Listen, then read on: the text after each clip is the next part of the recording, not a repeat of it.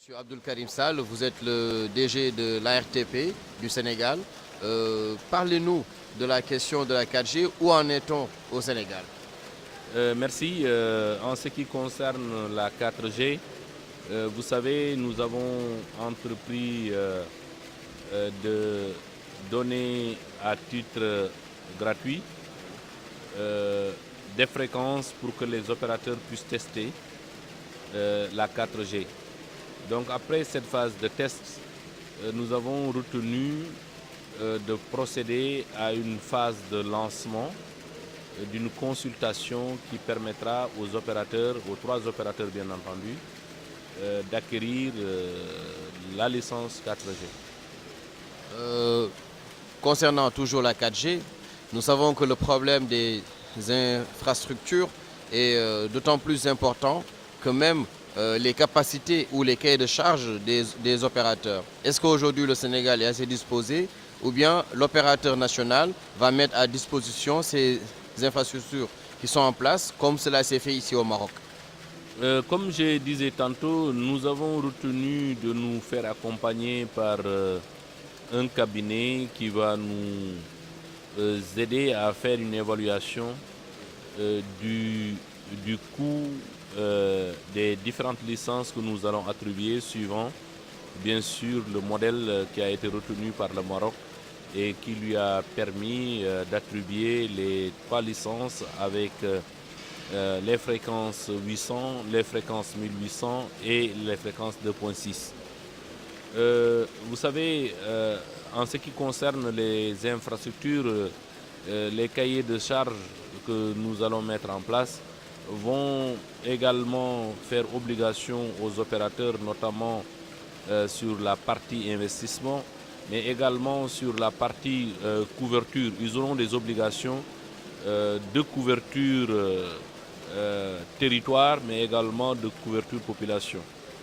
Et ça, nous sommes en train d'étudier, mais le plus important, c'est que en ce qui concerne la 4G, qui demande bien entendu des investissements, et j'ose espérer que les opérateurs ont pris toutes les dispositions puisqu'ils étaient en phase pilote pour pouvoir acquérir le matériel nécessaire pour déployer la 4G aussitôt après avoir eu les licences appropriées. Maintenant, quelles sont les stratégies ou les dispositifs qui ont été mis en place par l'ARTP pour accompagner les entreprises IT, surtout qui sont le cœur de l'évolution de l'économie numérique?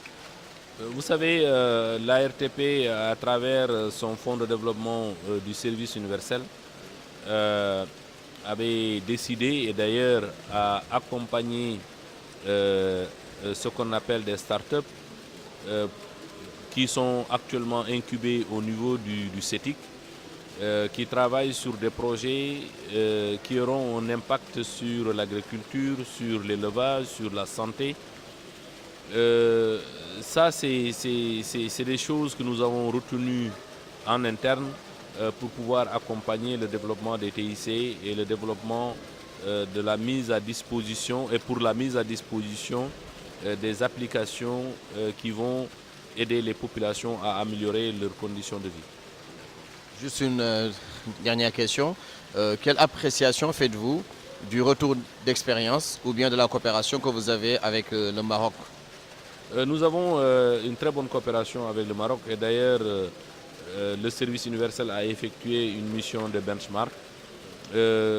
Également le fonds de développement, le collège a également effectué une mission. Nous également, nous avons décidé de faire un déplacement, mais aujourd'hui il se pose juste un problème de calendrier. Mais très prochainement, nous nous rendrons au Maroc et le directeur de l'ANRT également a manifesté son désir de venir au Sénégal et nous allons l'inviter et l'accueillir pour échanger les expériences que nous avons dans le domaine des télécommunications pour permettre à nos pays d'être au rendez-vous du développement des TIC. Merci beaucoup, Monsieur Sall.